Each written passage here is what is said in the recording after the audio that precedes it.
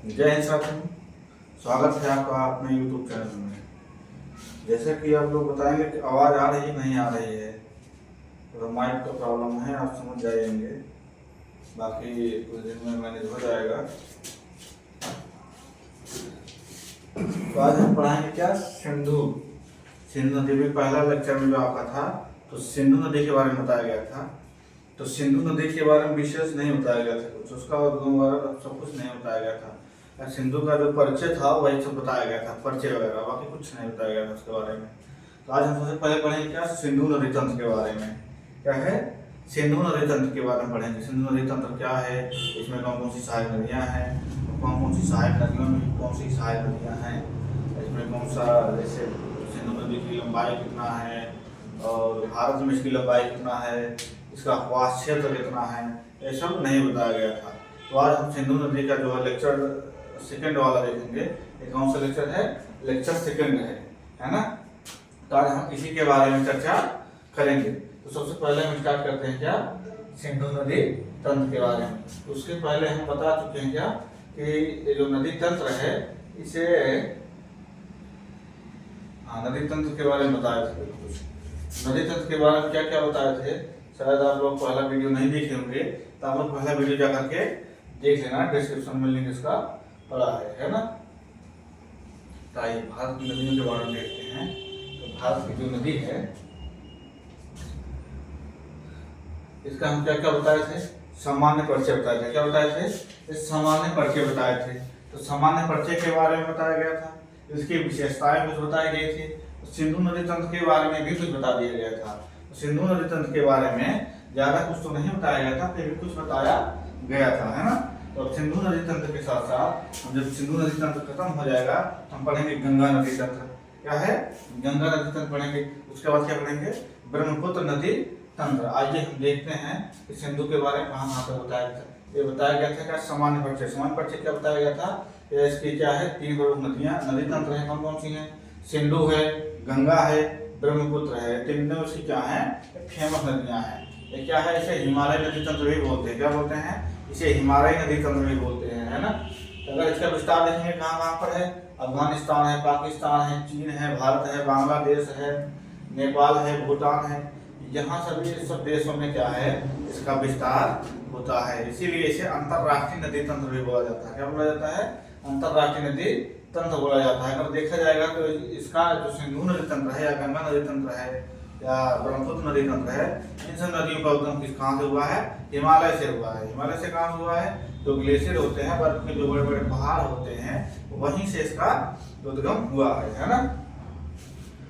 तो अगर देखा जाएगा तो ये ग्लेशियर के नाते इसे 12मासी नदी तंत्र भी बोला जाता है। क्या बोला जाता है, 12मासी, अर्थात यह बारहों महीना चलता रहता है। क्या होता है, बारहों महीने चलता है। जैसे अभी 12मासी फल होते हैं कोई तो उसमें क्या कहते हैं, 12मासी फल है, यह मतलब हमेशा फलता रहता है ना। तो वैसे इसमें क्या है, इसे 12मासी नदी तंत्र क्यों बोला जाता है, क्योंकि इसमें जल जो है हमेशा प्रवाहित होते रहते हैं। इसमें जल जो होता है वह बंद कभी नहीं होते हैं, बर्फ पिघलता रहता है और जल हमेशा प्रवाहित होते रहते हैं ना।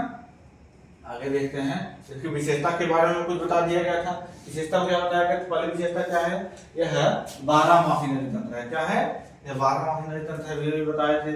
इसकी प्रमुख नदियां कौन कौन सी थी, गंगा नदी के तंत्र के में कौन कौन सी थी, इसकी प्रमुख नदी यमुना है, कोसी है, गंगा है, गंगा तो ये है। और सिंधु तंत्र है, सिंधु में कौन कौन सा है, झेलम है, सतलज, जिसकी फेमस नदियां हैं। क्या है, इसकी प्रमुख नदियां हैं। ब्रह्मपुत्र में कौन सा है, देहात है, सुवर्णश्री है। सुवर्णश्री जो होती है ब्रह्मपुत्र नदी की सबसे लंबी सहायक नदी है। कैसी नदी है, लंबी सबसे सहायक नदी है सुवर्णश्री, है ना। अब इसका क्या देखेंगे, तीव्र ढाल तथा वह गति अधिक अवसादों के कारण विभिन्न स्थलाकृति के बारे में बताया गया था। ऐसा इसके तीव्र ढाल के कारण यह क्या करती है, विभिन्न विभिन्न आकृतियों के स्थलाकृति का निर्माण कर लेती है। जब आप स्थलाकृति पढ़े होंगे तो उसमें शायद बताया गया होगा, है ना। उसमें किस तरह का निर्माण करती हैं। अगर पहाड़ी क्षेत्र से आएंगे तो गाज का निर्माण करेंगे, मेघाल घाटी का निर्माण करेंगी, क्षिप्रिका का निर्माण करेंगी, है ना। अगर मैदानी भाग में देखा जाएगा तो मैदानी भाग में डेल्टा का निर्माण करेंगी, जलोढ़ मैदान का निर्माण करेंगी, गोपुर झील का निर्माण करेंगी, ये सब नदी द्वीप का निर्माण करेंगी। ये सब तो अगले वीडियो में, पहले वाले वीडियो में बता दिया गया था, है ना। तो हम आइए देखते हैं इसकी जो सहायक नदियां हैं, इसके बारे में शायद बताया गया था। सिंधु नदी में कौन सी है, इसकी दाएं सहायक नदी कौन सी है, श्योक है, नुब्रा है, गिलगिट है, स्वात है, काबुल है, कुर्रम है, कोची है, कोची गोमल है ना। ये सब क्या है इसकी दाएं सहायक नदियां। अगर बाएं सहायक नदियां देखेंगे तो जस्कर है, झेलम है, चिनाब है, रावी है, ब्यास है, सतलज है। हालांकि जो सिंधु नदी तंत्र है इसका सबसे फेमस नदियां हैं, इनके बारे में आप पूरा याद कर लीजिएगा क्योंकि यही आपका मेन चीज है। सिंधु है, सिंधु में क्या है, जास्कर है, झेलम है, चिनाब है, रावी है, ये जो 5 नदियां हैं सब यही क्या है इसकी फेमस नदी है, इसकी सहायक नदियां है ना। अगला इसमें जो दाएं वाले में है स्वात नदी जो होती है इसे पाकिस्तान का स्वर्ग भी कहा जाता है ना। गंगा नदी में देखेंगे इसकी दाएं सहायक नदी कौन सी है, इसकी दाएं सहायक मेन प्रमुख नदी कौन सी है, यमुना है, सोन है, पुनपुन है, तीनों नदियां क्या है इसकी फेमस नदी है ना। अगर बाएं साइड में देखेंगे तो रामगंगा इसकी फेमस है, गोमती भी फेमस है, घाघरा भी फेमस है, राप्ती, गंडक, कोसी, महानंदा, ये सब नदियां जो होती हैं इसकी बाएं सहायक नदियां हैं ना। अगर ब्रह्मपुत्र में देखेंगे तो सुवर्णसिरी है, कामेंगिया, भरली है, अगला है संकोच है, रायटेक है, धरला है, तीस्ता है ना। ये सब इसकी क्या है दाएं सहायक नदियां हैं। अगर बाएं साइड में देखेंगे तो दिबांग है, लोहित है, बूढ़ी दिबांग है, देखू है, धनसिरी है, कोलंग है, कपली है, ये सब क्या है इसकी बाएं सहायक नदियां है ना। ये सब बता दिया गया था।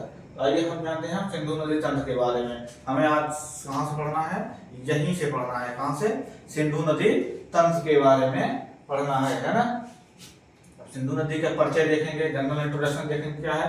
सिंधु व उसकी सहायक नदियों के निर्मित नदी तंत्र से क्या कहलाती है, इसे सिंधु नदी तंत्र कहलाती है। क्या कहलाती है, सिंधु व उसकी सहायक नदियों से निर्मित नदी तंत्र को क्या कहा जाता है, सिंधु नदी तंत्र कहा जाता है। नदी तंत्र का अर्थ क्या है, कोई ऐसी नदी है जिसमें से ढेर सारी सहायक नदियां निकली हुई हैं, उसी को नदी तंत्र कहा जाता है। अगर ये अकेली नदी होती इसे नदी की ओर बोला जाता है, लेकिन इसमें सहायक नदियां फूटी हैं या निकली हुई हैं, उसे क्या बोला जाएगा, नदी तंत्र बोला जाएगा है ना। अगर इसकी प्रमुख नदी में देखा जाएगा, जहाँ आप देखेंगे तो सिंधु नदी यहीं से हुआ है, कहाँ से हुआ है, या तिब्बत के पास एक बोखर की हिम्मत है। कौन सा हिम्मत है, बोखर की हिम्मत है, वहीं से इसका उद्गम हुआ है। यह भारत के दमचौक से प्रवेश करता है और उसके बाद पाकिस्तान में धीरे धीरे से चला जाता है ना। तो आगे आगे देखते हैं इसका। अगर देखेंगे इसकी प्रमुख नदी कौन कौन सी है, सिंधु है, सिंधु तो है ही है, झेलम है, रावी है, चिनाब है, ब्यास है, सतलज है। इसमें जो 5 नदियां हैं, झेलम, रावी, चिनाब, ब्यास, सतलज, ये सब इसकी क्या है, प्रमुख नदियां हैं। कैसी नदी हैं, ये सब प्रमुख नदियां। अगर क्वेश्चन बनाता है तो इन्हीं 5 नदियों से बनाता है ना। जैसे पूछ लेगा झेलम नदी का उद्गम कहाँ से हुआ है, रावी नदी का उद्गम कहाँ से हुआ है, या रावी नदी अपना मुहाना कहाँ बनाती है, चिनाब नदी अपना मुहाना कहाँ बनाती है, ब्यास नदी कहाँ मुहाना बनाती है, ब्यास नदी का उद्गम कहाँ से हुआ है, सतलज नदी का उद्गम कहाँ से हुआ है, सतलज नदी अपना मुहाना कहाँ बनाती है। मुहाना का मतलब समझ रहे हैं ना, मुहाना का मतलब होता है जहाँ नदियाँ अपना अंतिम समय आ जाता है, जहाँ नदी अपना लास्ट मतलब अंत हो जाता है जहाँ नदियों का, वही मुहाना कहलाता है। अगर उद्गम देखा जाए, उद्गम मतलब हाँ, उद्गम जहाँ से नदी निकलती है उसी को उद्गम बोला जाता है ना। तो क्या है, ये जो सिंधु नदी है इसका मुहाना देखेंगे तो हम कराची के निकट अरब सागर में बनाती है। कहाँ बनाती है, कराची के निकट अरब सागर में बनाती है ना। अगर देखा जाए तो इसका क्षेत्र कहाँ पर है, इसका क्षेत्र अगर देखा जाएगा तो अफगानिस्तान है, पाकिस्तान है, भारत है। भारत में कहाँ है, लद्दाख, जम्मू कश्मीर, हिमाचल प्रदेश, पंजाब और ऐसे अन्य देश भी हैं जो सिंधु नदी का फैलाव जहाँ पर हुआ है। आगे हम इसके बारे में देखते हैं, इसका उद्गम देखेंगे तिब्बत में। कहाँ से, तिब्बत में मानसरोवर झील के पास। कहाँ से हुआ है, तिब्बत में मानसरोवर झील। कहाँ से है, तिब्बत में मानसरोवर है ना, दिखा गया है यहाँ पे। तिब्बत में मानसरोवर झील के निकट है बोखर की हिम्मत। कौन सा हिम्मत है, बोखर की हिम्मत है ना। जिससे बोखर की हिम्मत क्या है, तिब्बत में से क्या कहा जाता है, सिंगी खंबान या शेरमुख कहा जाता है। किसको कहा जाता है, सिंधु नदी को कहा जाता है। क्या कहा जाता है, सिंगी खम्बान या शेरमुख कहा जाता है। पूछ गया क्वेश्चन में कि सिंगी खम्बान या शेरमुख किस नदी को कहाँ कहा जाता है, या पूछ लेगा तिब्बत में सिंगी खम्बान किस नदी को कहा जाता है। विकल्प दे देगा सिंधु नदी, ब्रह्मपुत्र नदी, गंगा नदी या सतलज नदी दे देगा। तो आप जो जानते रहेंगे सिंधु नदी को कहा जाता है तो आप सिंधु नदी को ही टिक करेंगे, है ना। अगर नहीं जानते रहेंगे तो आप कोई भी लगा सकते हैं, है ना। इसीलिए कहा जाता है कि आप लोग पढ़ा करेंगे तो अच्छे से समझ में आएगा, है ना। अगला इसका देखेंगे, सिंधु नदी अपना मुहाना कहाँ बनाती है, अर्थात सिंधु नदी अपना अंतिम समय कहाँ बनाती है। ये जो बनाती है मीठन कोट में। कहाँ? मीठन कोट में। जो पंच नदियों के मिलने से, पंच नदी मतलब है कौन कौन सा है आपका, झेलम हो गया, चिनाब हो गया, रावी हो गया, सतलज हो गया, ब्यास हो गया, ये सब नदियां जहाँ अपना मुहाना बनाती हैं, जहाँ आपस में मिलती हैं उसे पंचनद संगम कहा जाता है। क्या कहा जाता है? पंचनद संगम कहा जाता है। तो वो जो पंचनद संगम कहाँ बनाती हैं, तो मीठन कोट में बनाती है। कहाँ बनाती हैं? मीठन कोट में बनाती हैं। यहीं पर सिंधु नदी क्या करती है, यहीं से सभी नदियों को लेकर के, यहीं से सभी नदियों को लेकर के लेकर के या अरब सागर में, कहाँ जाकर के? अरब सागर में। अरब सागर कहाँ पे? कराची के निकट। कहाँ पे? कराची के निकट यह अपना मुहाना बना लेती है ना। अगर देखा जाए यह क्या है, हिमालय के सबसे पश्चिमी नदी तंत्र है। अगर सिंधु नदी तंत्र जो देखा जाए तो हिमालय की सबसे पश्चिमी नदी तंत्र है ना। अगर इसकी लंबाई देखा जाए तो 2880 किलोमीटर है। कितना है? 2880 किलोमीटर है। जो भारत में कितना है, पूरे मतलब पूरा सिंधु तंत्र की लंबाई कितना है? 2880 किलोमीटर है। अगर भारत में देखा जाए तो 1114 किलोमीटर है। कितना है? 1114 किलोमीटर यहाँ दिया भी गया है ना। 2880 किलोमीटर या क्या है, पूरे सिंधु नदी तंत्र की लंबाई है। अगर देखा जाए तो भारत में इसकी लंबाई कितना है? 1114 किलोमीटर है ना। अगर इसका प्रवाहित देखा जाए तो मतलब बहाव इसका क्षेत्र मतलब किस साइड में है, तो तिब्बत से होकर के भारत के लद्दाख से होते हुए यह पाकिस्तान में चली जाती है। कहाँ चली जाती है? तिब्बत से इसका उद्गम होता है और भारत से दमचौक से होकर के यह क्या है, पाकिस्तान में चली जाती है। पाकिस्तान में जाते क्या करती है, पाकिस्तान में कराची वाले शहर से होकर के यह अरब सागर में अपना मुहाना बना लेती है ना। अगर देखेंगे अरब सागर तो भारत के जो है पश्चिम साइड में है। कहाँ है? पश्चिम साइड में है। अगर आप इसका प्रवेश देखेंगे, प्रवेश बताए थे कि भारत में प्रवेश इसका जो है यह दमचौक से होता है। कहाँ से होता है? यह दमचौक से होता है ना। दमचौक से। अगर भारत में बाहर होगा कहाँ से? एक फ्रॉम इंडिया अर्थात चिल्लास वाले क्षेत्र से। कहाँ से? चिल्लास वाले क्षेत्र से या भारत से बाहर हो जाता है, जो पाकिस्तान में प्रवेश कर जाता है ना। अगर देखा जाए तो भारत में नदियां जो हैं, यह भारत में जास्कर व लद्दाख, कहाँ से? जास्कर व लद्दाख श्रेणी के मध्य प्रवाहित होती है। जास्कर जब हिमालय पढ़ा रहे थे, इसमें अभी वीडियो में नहीं है, बाकी हिमालय में आप जब पढ़ेंगे उसमें जास्कर श्रेणी बताई जाती है और लद्दाख की श्रेणी बताई जाती है। लद्दाख श्रेणी में एक ऐसा पर्वत है, सबसे खड़ी वाली का पर्वत है। नाम क्या है उसका? राकापोसी। क्या है? राकापोसी है। ये सबसे खड़ी वाली का, पूरे विश्व में सबसे खड़ी वाली का पर्वत को पाया जाता है। कहाँ पर? भारत में, है ना। ये क्या है, किस श्रेणी में पाया जाता है? तो लद्दाख वाली श्रेणी में पाया जाता है ना। ये जो नदी है तो लद्दाख श्रेणी से होकर के जाती है तो गिलगित के पास। कहाँ? गिलगित के पास जो है ये बुंजी गार्ड बना करके, कैसे गार्ड बना करके? बुंजी गार्ड बना करके अक्ष संघी मोड़ द्वारा हिमालय से बाहर हो जाती है ना। कहाँ से हो जाती है? यह हिमालय से बाहर हो जाती है। कहाँ से? बुंजी गार्ड बना करके गिलगित के पास से। कहाँ से? गिलगित के पास से यह बुंजी गार्ड बना करके हिमालय से बाहर हो जाती है। अगला पॉइंट क्या है? भारत और पाकिस्तान के मध्य विश्व बैंक ने, कहा? भारत और पाकिस्तान के मध्य विश्व बैंक ने 1960 में, कब? 1960 में एक समझौता करवाया था जिसे सिंधु जल समझौता कहा जाता है। क्या कहा जाता है? सिंधु जल समझौता कहा जाता है। अभी इसी सिंधु जल समझौता को लेकर के ही विवादित चल रहा है मौसम, लेकिन अभी युद्ध भी हो गया है भारत और पाकिस्तान के बीच में। फिर भी उसका समझौता भी हो गया है, मतलब माहौल शांत हो जाए, युद्ध सब शांत हो गया है। अभी कुछ हो रहा है लेकिन उतना नहीं है ना। तो किसके बारे में हुआ था? जो कोई सिंदूर ऑपरेशन चलाया गया था जो पाकिस्तान में जो मारा गया था, वही सब है सिस्टम। तो इसमें क्या है, तो भारत क्या किया था, सिंधु नदी का जो जल है बंद करने की प्लानिंग में था, लेकिन यह क्या किया था, यह झेलम नदी के जल को छोड़ दिया था बहुत तेज से, है ना। तो क्या था, यह कब समझौता हुआ था, 1960 में हुआ था। किसके किसके बीच हुआ था, भारत और पाकिस्तान के बीच हुआ था। उस समय भारत के प्रधानमंत्री पंडित जवाहरलाल नेहरू थे, है ना। और वहाँ के प्रधानमंत्री कौन थे, वहाँ का राष्ट्रपति कौन था पाकिस्तान के, अयूब खान था। हालांकि उसे सेना नायक भी कहा जाता है, सेना प्रमुख भी बताया जाता है, तो आप जानते रहिए कौन था उस समय, अयूब खान था, है ना।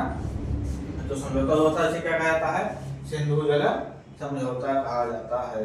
अब देखेंगे यहाँ मीठे पोर्ट में 5 संगम बनाती हैं, जो नदियाँ हैं, 5 नदियाँ हैं, झेलम, चेनाब, रावी, सतलज, ब्यास, ये सब क्या करती हैं, ये मीठन पोर्ट में अपना क्या करती हैं, मुहाना बनाती हैं, संगम बनाती हैं। वहीं से होकर के सिंधु नदी क्या करती है, पूरा सभी जल इकट्ठा लेकर के कराची के निकट अरब सागर में अपना जाकर के मुहाना बना देती है। अगला पॉइंट क्या है, इसमें देखेंगे इसका जो है मैप है, क्या है इसका, सिंधु नदी का आपका मैप है। अगर देखा जाएगा तो मान लिया जाएगा क्या है, सिंधु नदी है, क्या है, ये सिंधु नदी है, जैसे मान लिया जाए प्रवाहित हो रही है। तो इसके दाईं सहायक नदी कौन सा है, ये दाईं सहायक नदी है, और ये बाईं सहायक नदी है। कौन सी है, बाईं सहायक नदी है ना। दाईं सहायक नदियां कौन कौन सी है, गोमल है, टोंची है, कोर्रम है, काबुल है, स्वात है, गिलगिट है, नुब्रा है, श्योक है ना। श्योक की जो सहायक नदी है नुब्रा है, हालांकि इसी में आ जाती है जोड़ने में। और जो काबुल की सहायक नदी कौन सी है, स्वात है। स्वात को भारत का पाकिस्तान का स्वर्ग भी कहा जाता है। क्या कहा जाता है, इस नदी को पाकिस्तान का स्वर्ग भी कहा जाता है। ये सब क्या है, इसकी सहायक नदियां हैं। कौन सी सहायक नदियां हैं, दाईं सहायक नदियां। कई सहायक नदियां हैं, दाईं सहायक नदियां। अगर इसकी बाईं सहायक नदी देखा जाए तो सतलज है, ब्यास है, रावी है, चिनाब है, झेलम है, जास्कर है। क्या है, सतलज है, ब्यास है, रावी है, चिनाब है, झेलम है, जास्कर है ना। ऐसे इसकी सहायक नदियां हैं। ये जो किशन गंगा है, ये क्या है, इसकी झेलम की सहायक नदी है। इसी किशन गंगा नदी पर क्या है, एक परियोजना चलाई गई थी, नाम क्या था उसका, किशन गंगा परियोजना वगैरह काफी ज्यादा पूछा जाता है, तो आप लोग उसको याद करे रहिएगा, है ना।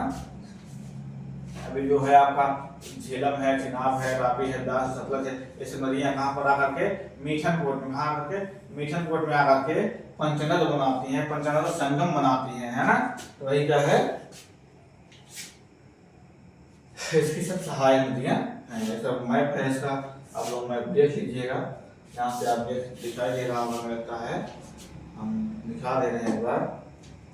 यहाँ से आपका बोखर की हिम्मत है जो तिब्बत के निकट है, यहीं पर आपको मानसरोवर झील है। कैसे है, मानसरोवर झील है, यहीं पर आपका कैलाश पर्वत है ना। तो मानसरोवर झील के निकट है एक बोखर की हिम्मत है, उसी से इसका उद्गम हुआ है। ये दम चौक से भारत में प्रवेश करता है। भारत में प्रवेश करके यहाँ पर आप देखेंगे इसका श्योक नदी है, इसकी सहायक नदी है। यहाँ पर गिलगिट है ना। गिलगिट के पास क्या बनाती है, गुंजी गाज बना करके जास्कर और लद्दाख वाली श्रेणी के मध्य से प्रवाहित होती है। उसी से प्रवाहित होकर के यह भारत से बाहर चली जाती है। अब यहाँ का भारत में से आकर के पाकिस्तान चली जाती है। आप यहाँ पर देखेंगे यह मीठन कोट वाला क्या है, क्षेत्र है। क्या है, यह मीठन कोट वाला क्षेत्र है। यहीं पर नदियां क्या करती हैं, आपस में मिलती हैं, जो पंचनद संगम बनाती हैं, है ना। ये सब क्या है, देखिए झेलम नदी है, चिनाब नदी है, रावी नदी है, सतलज है, ब्यास है, तो ऐसी सभी नदियां हैं। सतलज नदी का भी उद्गम कहाँ हुआ है, यह तिब्बत से हुआ है ना। आगे देखते हैं, इसका कुछ मैपिंग है, यहाँ से आप देखेंगे, है ना। चलिए, ये क्या है, सिंधु नदी है। क्या है, सिंधु नदी है। सानो खाब्याब अर्थात सानो खाब्याब जो है, इसका एक वहाँ का नाम भी है। तो कई नाम दिया गया है, जैसे किसी बच्चे का नाम होता है उसका कई नाम घर का बुलाने वाला हो जाता है, तो वैसे इसका भी कई नाम है। जैसे अभी पर वहाँ पर सिंधु बोला गया था, उसके बाद कुछ और बोला गया था। सानो खावे हमको बोला जा रहा है ना। एकदम चौक से प्रवेश करते हैं, अर्थात इसका उद्गम कहाँ हुआ है, यह है वहां से होता है तिब्बत से। कहाँ से? तिब्बत से होता है ना, तिब्बत से होता है, दम चौक से प्रवेश करता है। उसके बाद कौन सी सहायक नदी होती है? श्योक सहायक नदी होती है। उसके उसी में क्या है, श्योक की सहायक नदी कौन सी है? नुब्रा है ना, नुब्रा घाटी में भी पाई जाती है। अगला यह चिल्लास से होकर के बाहर हो जाती हैं और यहाँ से आकर के सीधे सीधे यहाँ गिलगिट से होकर के क्या हो जाती हैं, गिलगिट में गुंजी गाड़ी बनाते हुए यहाँ भारत से बाहर हो जाती है। यहाँ आगे आएंगे देखेंगे तो यहाँ पर काबुल क्या है, काबुल है क्या है, काबुल नदी है। इसकी सहायक नदी है, इसकी सिंधु नदी की है ना, अर्थात दाहिनी सहायक नदी है, बाईं सहायक नदी नहीं है, ऐसा दाहिनी सहायक नदियां हैं। अब इसी काबुल की सहायक नदी कौन सी है? स्वात नदी। क्या है? स्वात नदी है, जो हाँ पाकिस्तान का स्वर्ग कहा जाता है। देखो पाक लिख दिया है तो गलत है, इसका यहाँ पाक लिखना चाहिए था। इसे पाक का स्वर्ग कहा जाता है। क्या कहा जाता है? पाक का स्वर्ग कहा जाता है। किस नदी कहा जाता है? स्वात नदी को कहा जाता है। अगला है कोडरम है, इसका सहायक नदी है तो गोमल है। अब यहाँ मीठन कोट जो है, ये मीठन कोट में अपना मुहाना अर्थात जो है, जो सही 5 नदियां हैं अर्थात झेलम है, चिनाब है, रावी सुगर है, ब्यास है, ये सब क्या करते हैं, मीठन कोट अपना संगम बना लेती हैं। अब इसकी दाएं बाएं सहायक नदी जो है वहाँ कौन सी है? झेलम है। ये बेरिंग नाम झील से उत्पन्न होती है और किशन गंगा इसी में है। क्या है? किशन गंगा की सहायक नदी है। किशन गंगा पर विलयन अभी इसी नदी पर है ना। तो झेलम नदी क्या है, या बुलर झील से होते हुए, कहाँ से? बुलर झील एक ऐसा झील है, इसे गोखुर झील भी कहा जाता है। क्या कहा जाता है? गोखुर झील कहा जाता है। यह आकर के पाकिस्तान के झंग वाले से, मतलब झंग वाले स्थान पे यह अपना मुहाना बना लेती है। अगला क्या है? चिनाब नदी है, यह 12 लक्षर दर्रे से उत्पन्न होती है। तो यहाँ से उत्पन्न होती है, जिसका 2 नाम रहता है, एक नाम चंद्रा रहता है, एक नाम भागा रहता है। क्या नाम रहता है? एक नाम चंद्रा रहता है, एक नाम भागा रहता है। तो दोनों जहाँ आपस में मिलती हैं उसे चिनाब कहा जाता है। क्या कहा जाता है? चिनाब कहा जाता है। अब यही चिनाब आकर के 5 नदी में अपना मुहाना बना लेती है ना। अगला क्या है? रावी नदी है। क्या है? रावी नदी है, यह रोहतांग दर्रे से उत्पन्न होता है। कहाँ से उत्पन्न होता है? यह रोहतांग दर्रे से उत्पन्न होता है। तो वहां से उत्पन्न होकर के आकर के चिनाब नदी में मिल जाती है।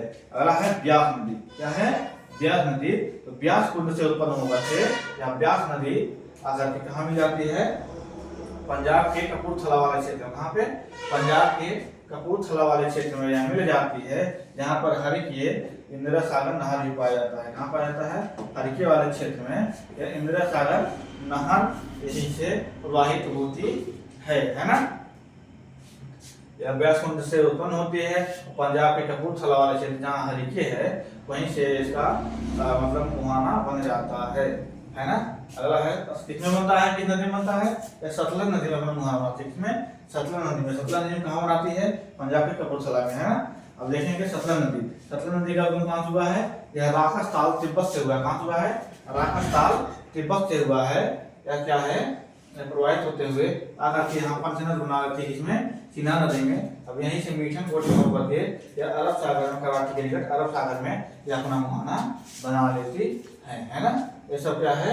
सिंधु नदी की सहायक नदियाँ प्लस उसकी दाएं सहायक हो चाहे बाएं सहायक हो, सभी सहायक नदियाँ हैं।